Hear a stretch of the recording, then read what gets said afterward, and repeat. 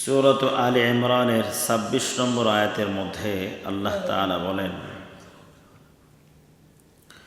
কুলিল্লাহুম্মা মালিকাল মুলকি তু'তিল মুলকা মান তাশা। হে নবী, আপনি বলে দেন, হে আল্লাহ, হে রাজত্বের মালিক। আল্লাহ পাক নবীজিকে বলতেছেন, নবীজি আপনি বলেন, হে আল্লাহ, হে রাজত্বের মালিক, তু'তিল মুলকা মান তাশা, আপনি যাকে ইচ্ছা তাকে রাজত্ব দান করেন। ওয়া তানজিউল মুলকা মিম্মান তাশা, আবার যার থেকে ইচ্ছা রাজত্বকে আপনি ছিনিয়ে নেন। ওয়া তুইজ্জু মান তাশা, যাকে ইচ্ছা আপনি তাকে সম্মানিত করেন। ওয়া তুযিল্লু মান তাশা, আবার যাকে ইচ্ছা তাকে অপমানিত করেন। বিয়াদিকাল খাইর, সমস্ত কল্যাণ আপনার হাতে।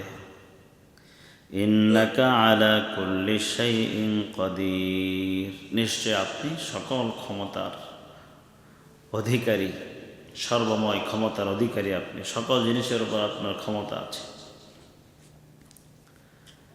এই আয়াতে কারিমাটা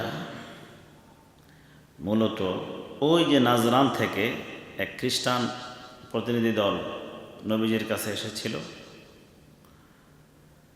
এদের যে প্রধান ছিল আবু হারিসা, সে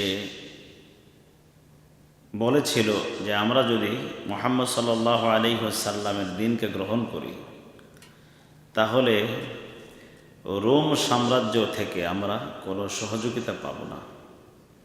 তারা এটা বলেছিল যে আমরা যদি ইসলাম গ্রহণ করি, মুহাম্মদ সাল্লাল্লাহু আলাইহি ওয়াসাল্লামের অনুসরণ করি, তাহলে রোমান সম্রাটদের পক্ষ থেকে আমরা কোনো সাহায্য সহযোগিতা পাব না।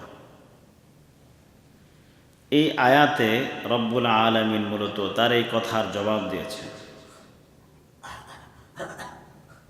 যে তারা ঈমান থেকে বিরত থাকতেছে কোন চিন্তায়, যে রোম সম্রাটদের পক্ষ থেকে সাহায্য সহযোগিতা না পাওয়া। আচ্ছা, রোমানদেরকে এই সাম্রাজ্যের অধিকারী বানাইছেন কে? আল্লাহ। তো আল্লাহ তাআলা বলতেছেন, নবীজি আপনি এই কথা বলেন যে রাজত্বের অধিকারী একমাত্র আল্লাহ তাআলা, যাকে ইচ্ছা রাজত্ব তিনি দান করেন, আবার যার থেকে ইচ্ছা রাজত্ব তিনি তার থেকে ছিনিয়ে নেন। তোমরা রোমান সম্রাটদের পক্ষ থেকে সাহায্য সহযোগিতা পাবে না, এই ভয়ে ঈমান থেকে দূরে থাকতেছ, অথচ ওদেরকে রাজত্ব আল্লাহ তাআলাই দিয়েছেন। আবার আল্লাহ তাআলা চাইলে যে কোনো মুহূর্তে তাদের থেকে রাজত্ব ছিনিয়েও নিতে পারেন। এই ক্ষমতা আল্লাহ পাকের আছে। তাদেরকে রাজত্ব দিয়ে আল্লাহ পাক তাদেরকে সম্মানিত করেছেন, আবার রাজত্ব ছিনিয়ে নিয়ে তাদেরকে অপমানিত করতে পারেন। তো ওই সমস্ত সম্রাট এবং রাজাদের ভয়ে তোমরা ঈমান থেকে দূরে থাকবে, এটা মুমিনের কাজ হইতে পারে না। মুমিন তার অন্তরের মধ্যে থাকবে সব কিছু আল্লাহ তাআলার পক্ষ থেকে হয়, এবং একমাত্র আল্লাহর ভয় তার অন্তরে থাকবে। আর কারোর ভয় মুমিনের অন্তরের মধ্যে থাকতে পারে না। সমস্ত কল্যাণ আল্লাহ পাকের হাতে, সমস্ত ভালো রব্বুল আলামিন, ভালো এবং মন্দ সব আল্লাহর পক্ষ থেকে হয়, এবং পৃথিবীতে আল্লাহ যা চান সেটা করার ক্ষমতা আল্লাহ পাক রাখেন। এই ক্ষমতা আল্লাহ পাকের আছে। তুলিজুল লাইলা ফিন নাহারি ওয়া তুলিজুন নাহারা ফিল লাইল, আল্লাহ তাআলা রাতকে দিনের মধ্যে প্রবেশ করান, রাতকে আল্লাহ তাআলা দিনের মধ্যে প্রবেশ করান। ওয়া তুলিজুন নাহারা ফিল লাইল, আবার দিনকে রাতের মধ্যে আল্লাহ তাআলা প্রবেশ করান। এই যে এখন দেখেন, দিন লম্বা, দিন লম্বা না, এখন রাত হলো খাটো। কখনো কখনো আল্লাহ তাআলা দিনকে 14 ঘন্টা বানাই ফেলাম আর রাতকে 10 ঘন্টা, যেমন এখন। আবার কখনো রাত হয়ে যায় 14 ঘন্টা, দিন হয়ে যায় 10 ঘন্টা, এই 24 ঘন্টা। তো যখন দিন লম্বা হয়, রাত খাটো হয়, তখন রাতের কিছু অংশ, অথচ দুইটা মিলাই তো 12 24 ঘন্টা, রাত আর দিন মিলে। তাহলে যখন দিন লম্বা হয়ে যায়, তো রাতের 4 ঘন্টা কোথায় গিয়ে ঢুকে? দিনের মধ্যে। যেমন এখন রাতের 4 ঘন্টা দিনের মধ্যে ঢুকে গেছে। আবার সামনে এই মাসের মাঝামাঝি থেকে রাত বড় হওয়া শুরু হবে, 1 মিনিট 1 মিনিট করে বড় হওয়া শুরু হবে। তো আস্তে আস্তে দিনের ঘন্টাগুলো রাতের মধ্যে ঢুকে যাবে। এই যে রাত এবং দিনের কিছু অংশ একটা আরেকটার মধ্যে প্রবেশ করানো, এই প্রবেশ কে করা? আল্লাহ। তুলিজুল লাইলা ফিন নাহারি ওয়া তুলিজুন নাহারা ফিল লাইল। আল্লাহ তাআলা রাতকে দিনের মধ্যে প্রবেশ করান, আবার দিনকে রাতের মধ্যে প্রবেশ করান।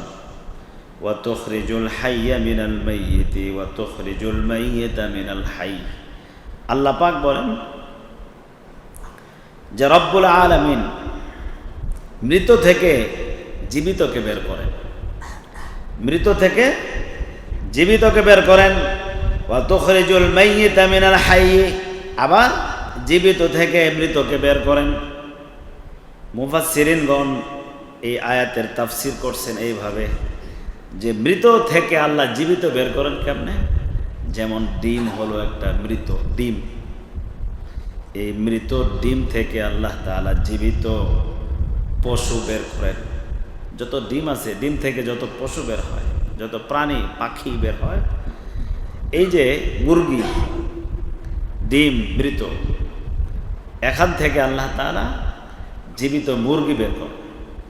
ওয়া তুখরিজুল হাইয়া মিনাল মাইয়িতি, আল্লাহ তাআলা মৃত থেকে জীবিতকে বের করেন। ওয়া তুখরিজুল মাইয়িতা মিনাল হাইয়ি, আবার জীবিত থেকে আল্লাহ মৃত বের করেন। যেমন মুরগি থেকে আল্লাহ ডিম বের করেন। মুরগি হলো জীবিত, ডিম হলো মৃত। তো মুরগি জীবিত থেকে আল্লাহ মৃতকে বের করছেন, আবার মৃত ডিম থেকে আল্লাহ পাক মুরগিকে বের করছেন। দেখেন, এটা আল্লাহ পাকের কুদরতের নিদর্শন। আবার এটা তো প্রাণী পশু পাখির কথা। আবার এর অন্য আরেকটি তাফসীর, সেটা হলো মানুষের শুক্রাণু আর ডিম্বাণু, এগুলো হলো মৃত। এই মৃত শুক্রাণু থেকে রব্বুল আলামিন জীবিত মানুষ বের করছেন। আবার জীবিত মানুষ থেকে মৃত শুক্রাণু বের করছেন। সেটা আল্লাহ পাকের কুদরতের নিদর্শন। পচা দুর্গন্ধযুক্ত নাপাক এক শুক্র থেকে, এক ফোঁটা শুক্র থেকে রব্বুল আলামিন কি সুন্দর সুঠাম দেহের অধিকারী ফুটফুটে সন্তানের জন্ম দেন রব্বুল আলামিন। আল্লাহ সব কিছু করতে পারে। রব্বুল আলামিনের কুদরত, সেই কুদরতের কথাই এই আয়াতের মধ্যে আল্লাহ পাক বলছেন, ওয়া তুখরিজুল হাইয়া মিনাল মাইয়িতি ওয়া তুখরিজুল মাইয়িতা মিনাল হাইয়ি ওয়া তারযুকু মান তাশাউ বিগাইরি হিসাব। আবার আল্লাহ পাক যাকে চান তাকে অপরিমিত রিজিক দান করেন। বিগাইরি হিসাব মানে হিসাব ছাড়া রিজিক, অপরিমিত, যার কোনো পরিমাণ নাই। এই পরিমাণ রিজিক আল্লাহ তাকে দান করেন, যাকে ইচ্ছা তাকে আল্লাহ দিতে পারেন। পৃথিবীর মধ্যে আমরা তো দেখতে আছি, কেউ বিশাল সম্পত্তির মালিক, তার সম্পত্তির হিসাব নিজেও সে করতে পারবে না। আবার আরেকজন না খেয়ে মরতেছে, কষ্টে দিনাতি পাত করছে, অনেক কষ্টে জীবনযাপন করতেছে। রাস্তাঘাটে গেলে দেখা যায় ওই যে টঙ্গী বাজার যখন যান দেখবেন রিক্সা থেকে নামার পরেই দেখবেন ফ্লাইওভারের নিচে শুয়ে আছে কত মানুষ, তারা তো মানুষ। যাকে ইচ্ছা রব্বুল আলামিন লবণের বস্তার মতো কনকনে শীতের মধ্যে রাস্তায় ফেলে রাখে, শুয়ে থাকে। আবার কাউকে মখমলের বিছানায় আরামে শোয়ার ব্যবস্থা করে দেন। রব্বুল আলামিনের ইচ্ছা, যাকে ইচ্ছা তাকে যে অবস্থায় আল্লাহ রাখতে চান সেটাই তিনি করতে পারেন। আবার আরামের বিছানা, মখমলের বিছানা থেকে রাস্তার মধ্যে শোয়ানোর ব্যবস্থাও আল্লাহ করতে পারে, এটার নমুনা আছে। আবার ওই রাস্তা থেকে মখমলের বিছানায় শোয়ানোর ব্যবস্থাও আল্লাহ পাক করতে পারে, সেটার নমুনাও আছে পৃথিবীতে। তো সব কিছু আল্লাহ পাকের হাতে। এজন্য সমস্ত কল্যাণ রব্বুল আলামিনের কাছে, সমস্ত সম্মান ইজ্জত সব আল্লাহর হাতে। যেন ইজ্জত চাইলে আল্লাহর কাছে ফিরতে হবে। সম্মান টাকা দিয়ে কিনতে পাওয়া যাবে না। আল্লাহ পাক যাকে ইচ্ছা তাকে সম্মানিত করবে। রিজিক আল্লাহ পাকের হাতে, আল্লাহর কাছেই রিজিক চাইতে হবে। তো রব্বুল আলামিন বলেন, লা ইয়াত্তাখিযুল মুমিনুনাল কাফিরিনা আউলিয়া মিন দুনিল মুমিনিন ওয়া মান ইয়াফআল যালিকা ফালাইসা মিনাল্লাহি ফি শাইইন ইল্লা আন তাত্তাকু মিনহুম তুকা ওয়া ইউহাযযিরুকুমুল্লাহু নাফসা। রব্বুল আলামিন মুমিনদের সামনে আল্লাহর কুদরতের কথা আগের দুটি আয়াতের মধ্যে তুলে ধরছেন। আজকের প্রথম আয়াতের মধ্যে আল্লাহ বলছেন যে রাজত্ব আল্লাহ পাকের হাতে, যেহেতু সব কিছু আল্লাহর কাছে, সম্মান আল্লাহর কাছে, রাজত্ব ছিনিয়েও আল্লাহ পাক যে কোনো সময় নিতে পারেন, এই ক্ষমতা আল্লাহর আছে। সুতরাং কোনো রাজা বাদশার ভয়ে বা কোনো রাজত্বের লোভে তুমি দিন থেকে সরে যেও না। তোমাকে রাজা বাদশাহ সহযোগিতা করবে না, এই জন্য তুমি দিন থেকে সরে যাবা, এটা হবে না। আবার রাজা বাদশারা তোমাকে কষ্ট দিবে, এই ভয়ে তুমি ঈমান থেকে সরে যাবে, এটা হবে না। সম্মান ইসলামকে বাদ দিয়ে, ঈমানের পথকে বাদ দিয়ে তুমি সম্মান খুঁজবা অন্য জায়গায়, ওই জায়গায় তুমি সম্মানিত হতে পারবে না। সম্মান আল্লাহর হাতে। বেইজ্জতি থেকে বাঁচার জন্যে তুমি ইসলাম ছাড়া অন্য পথ খুঁজবা, বাঁচতে পারবা না, তোমাকে বেইজ্জতি হতেই হবে। দিবারাত্রির পৃথিবীতে যত জিনিস চলতেছে আল্লাহ পাকের হুকুমে চলতেছে। সুতরাং মুমিনদের জন্য দিক নির্দেশনা হলো, লা ইয়াত্তাখিযুল মুমিনুনাল কাফিরিনা আউলিয়া মিন দুনিল মুমিনিন। মুমিনরা মুমিনদেরকে ছাড়া কোনো কাফেরদেরকে বন্ধুরূপে গ্রহণ করবে না। এটা মুমিনদের আবশ্যক একটা দায়িত্ব,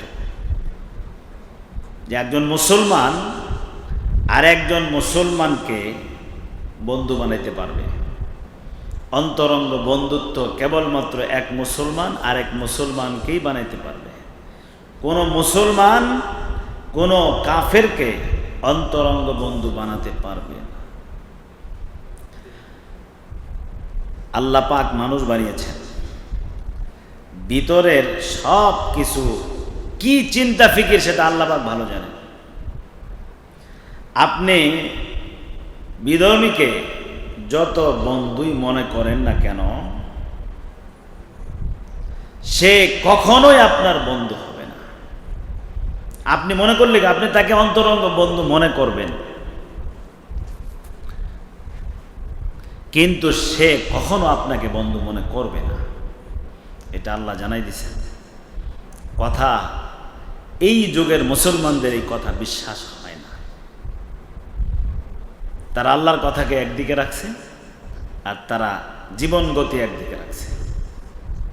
আল্লাহ যে বলছেন তুমি যতই তাকে অন্তরঙ্গ বন্ধু মনে করো, সে কখনো তোমাকে অন্তরঙ্গ বন্ধু মনে করে না এবং করবেও না, কশ্চিন কালেও করবে না। কখন করবে জানো?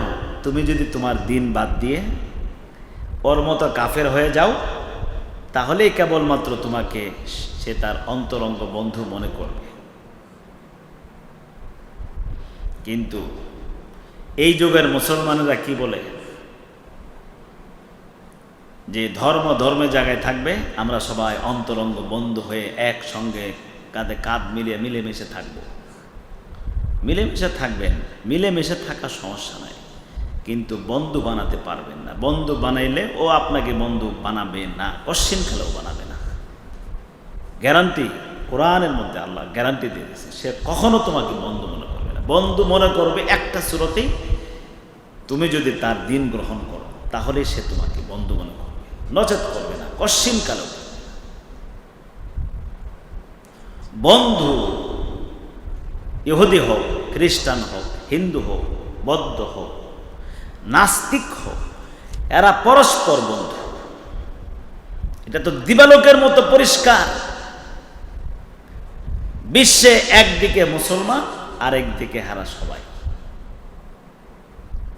সবার টার্গেট মুসলিম নিধন করো। কোন হিন্দুকে ইহুদিদের বিরুদ্ধে জুলুম করতে দেখেছেন? খ্রিস্টানকে জুলুম করতে দেখেছেন? কোন বৌদ্ধকে জুলুম করতে দেখেছেন? বা কোন বৌদ্ধ কোন খ্রিস্টানকে জুলুম করতে দেখেছেন? বা কোন ইহুদি কোন হিন্দুকে জুলুম করতে দেখেছেন? না, কারণ তারা এক। আল কুফরু মিল্লাতুন ওয়াহিদা, নবীজি বলছেন সমস্ত কাফের এক ধর্ম, নাম ভিন্ন ভিন্ন হলেও ওদের ধর্ম একটাই, সেটা হলো কাফের। সবার টার্গেট একটাই, মুসলিমকে শেষ করে দাও।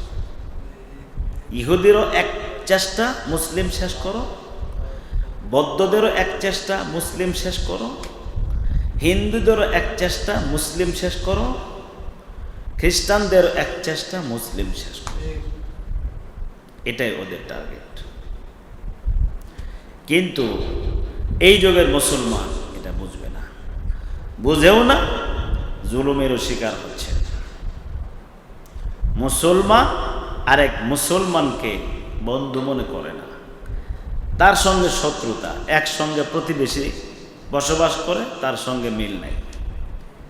ভাই ভাইয়ের সঙ্গে মিল নাই, প্রতিবেশীর সঙ্গে মিল থাকবে কি? এক মুসলমান জুলুমের শিকার হয়, অন্তরে কোনো ব্যথাই লাগে না, আর বলে এটা মরুক, এটা মরু যাক, বেশি উজাইছে, এটা মরুক, বেশি উজাইছে, এই কথা বলে। কে বলতেছে? মুসলমান। উল্টা আরো মুসলমানকেই গিয়ে ধরে যে তুই হেনে গেছিস কে? এই যে আসতেছে খেলা, একটা খেলা আসতেছে, বিভিন্ন বাসার ছাদের মধ্যে দেখবেন ভালোবাসার নিদর্শন প্রকাশ হয়ে যাবে। কে কাকে ভালোবাসে, কে কাকে ভালোবাসে, ভালোবাসার নিদর্শন প্রকাশ হয়ে যাবে। অনেক জায়গায় হয়ে গেছে। এই সেদিন গেছিলাম এইদিকে ঢাকার দিকে, দেখলাম অনেক বাসা, ব্যাপারটা কি, এগুলি লটকাতেছে। পরে একজনে বললো যে এই যে সামনে খেলা, এই জন্য লটকানো শুরু হয়ে গেছে, ভালোবাসার নিদর্শন শুরু হয়ে গেছে। কেউ ভালোবাসবে ব্রাজিলকে, হ্যাঁ, আবার কেউ ভালোবাসবে আর্জেন্টিনাকে, কেউ ভালোবাসবে পর্তুগাল, আরও কত খেলোয়াড়রা যারা আছে। এরা কারা? এদের পরিচয় কি? মুসলমানেরা? এরা মুমিন? এরা কি মুমিন? এরা মুসলমান? তা কিসের ভালোবাসা? কিসের ভালোবাসা তাদের সঙ্গে? কিসের ফুটবল খেলা? কিসের ভালোবাসা? ওদের জন্যে জীবন দিয়ে দিবে, দেখবেন মারামারি বাজবে, জীবন দিয়ে দিবে, টাকা হাজার হাজার টাকা দিয়ে দিবে, এমন ঝগড়া লাগবে, মারামারি শুরু হয়ে যাবে, জীবন দিয়ে দিবে। অথচ আল্লাহ কি বলেছেন? এক মুমিন কেবলমাত্র আরেকজন মুমিনকেই বন্ধু বানাবে, ভালোবাসবে, আর কাউকে না। মায়ের এবং জুলুম নির্যাতনের শিকার যে হচ্ছে, আমাদের পদে পদে ভুল, আমরা আসল পথ থেকে দূরে সরে গিয়েছি, এজন্য আমাদের কপালে এই সমস্ত জুলুম নির্যাতনের অবস্থা তৈরি হয়ে গেছে আল্লাহর পক্ষ থেকে। এটা তো আল্লাহ বলছেন, ফালাইসা ওয়া মান ইয়াফআল যালিকা ফালাইসা মিনাল্লাহি ফি শাই। আল্লাহ বলছেন যারা এটা করবে না, এক মুমিন আর এক মুমিনকে ভালোবাসবে না, বন্ধু বানাবে না, কাফেরদেরকে বানাবে, যদি এটাই করে, ফালাইসা মিনাল্লাহি ফি শাই, কোনো জিনিসের মধ্যে আল্লাহর পক্ষ থেকে কোনো সাহায্য পাবে না। আল্লাহ এটা বলে দিয়েছে যে এখনকার মুমিনরা, মুসলমানেরা আল্লাহ তাআলার হুকুমের বরখিলাফ করার কারণে, আল্লাহ যেটা নিষেধ করেছেন ওইটা তারা করার কারণে আজকে তারা নির্যাতনের শিকার, লাঞ্ছিত, অপমানিত হচ্ছে। আল্লাহ তাআলা বলেন, ইল্লা আন তাত্তাকু মিনহুম তুকা। একটা সূরাতে তোমরা তাহলে কাফেরদের সঙ্গে কিভাবে চলবে, এই ব্যাপারে ইসলামের দিক নির্দেশনা কি? ইসলামের দিক নির্দেশনা হলো তুমি কোনো কাফেরকে ক্ষতি করবে না, ওরা ওদের মতো চলো, তুমি তোমার মতো চলো। এটা হলো ইসলামের শিক্ষা, যে তুমি তাকে ক্ষতি করতে চাও না, তাকে গালিও দিবা না। সে যে মূর্তি পূজা করতেছে ওই মূর্তিকেও গালি দিতে চাও না, তার সঙ্গে ভালো ব্যবহার করো। সে তার মতো চলো, তুমি তোমার মতো চলো। ইসলামের শিক্ষা দেখেন কত সুন্দর। ইসলাম এটা বলে না যে তোমার পাশে যদি একটা বিধর্মী থাকে তাকে তুমি ধরে মেরে লাও, তাকে তুমি হত্যা করো, এই কথা বলে না। ও যদি তোমাকে ক্ষতি করতে না আসে তাকে তার মতো চলতে দাও, তাকে ক্ষতি করতে পারবে না। ইসলামের অনুপম আদর্শ, এই আদর্শ পৃথিবীর কেউ দিতে পারে না এবং দিতে পারবেও না। তবে তাকে অন্তরঙ্গ বন্ধু বানায়ও না, তার বাড়িতে খাওয়া দাওয়া, বেড়ানো, এগুলি করা যাবে না। সে তার মতো চলবে, তুমি তোমার মতো চলো। তবে এমন জায়গা যদি হয় যে জায়গায় ধরেন আপনার আশেপাশে সবাই বিধর্মী, এখন আপনি যদি বন্ধুত্বপূর্ণ আচরণ না দেখান, তাহলে তারা আপনাকে শান্তিতে বসবাস করতে দিবে না। কারণ তাদের তো কোনো ধর্ম নাই, কাফেরদের কোনো ধর্ম নাই, কারণ তারা চাই মুসলিমকে শেষ করে দেওয়ার জন্য। পরিস্থিতি যদি এমন হয় যে তাদের সঙ্গে বন্ধুত্বের প্রকাশ না করলে তোমাকে শান্তিতে থাকতে দিবে না, তোমার জীবন রক্ষার জন্যে তুমি তাহলে তার সঙ্গে বন্ধুত্বের ভাব প্রকাশ করো, কিন্তু অন্তরঙ্গ বন্ধু বানায়ও না। আল্লাহ পাক এটাই বলছেন, ইল্লা আন তাত্তাকু মিনহুম তুকা। তবে যদি তাদের থেকে তোমার আত্মরক্ষার প্রয়োজন হয় তাহলে সেক্ষেত্রে তুমি বন্ধুত্বের বহির্প্রকাশ করতে পারো, সেভাবেই তুমি তাদের সঙ্গে মিলেমিশে চলতে পারো। তবে অন্তরঙ্গ বন্ধু বানানো যাবে না। রব্বুল আলামিন বলেন, ওয়া ইউহাযযিরুকুমুল্লাহু নাফসা। আল্লাহ পাক তার নিজের ব্যাপারে তোমাদেরকে সতর্ক করতেছেন। এই যে বিধিবিধানগুলা রব্বুল আলামিন দিয়েছেন, এগুলা যদি কোনো মুমিন না মেনে চলে তাহলে সে কঠিন বিপদের মধ্যে পড়বে, দুনিয়া এবং আখিরাতে। ওয়া ইলাল্লাহিল মাসির। রব্বুল আলামিন বলেন, সব মানুষের প্রত্যাবর্তন স্থল আল্লাহ পাকের কাছেই, সবাই আল্লাহর কাছেই ফিরে যাবে, আল্লাহর কাছেই সবাই ফিরে যাবে। সুতরাং দুনিয়াতে এমনভাবেই চলা উচিত যেভাবে চললে আল্লাহর কাছে গিয়ে পুরস্কৃত হওয়া যাবে এবং আল্লাহর সন্তুষ্টি অর্জন করা সম্ভব হবে। আল্লাহ পাক আমাদেরকে কোরআনের এই আয়াতগুলো থেকে যা কিছু আমরা শুনলাম, বুঝলাম, পরিপূর্ণভাবে আমল করার তৌফিক দান করুন। ওয়া আখিরু দাওয়ানা আলহামদুলিল্লাহি রাব্বিল আলামিন।